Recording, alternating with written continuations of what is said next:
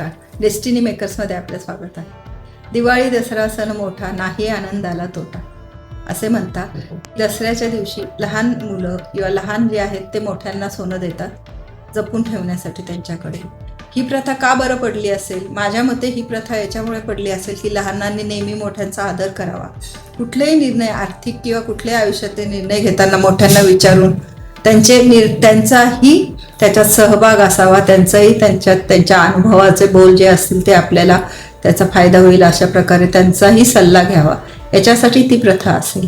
तसेच दसऱ्या दिवशी जसे आपण नवीन कपडे घालतो, घर सजवतो, पूजा करतो, सरस्वती पूजन करतो, त्यासारखेच अजून जर ते करत असताना तुम्ही मिठाई वाटता.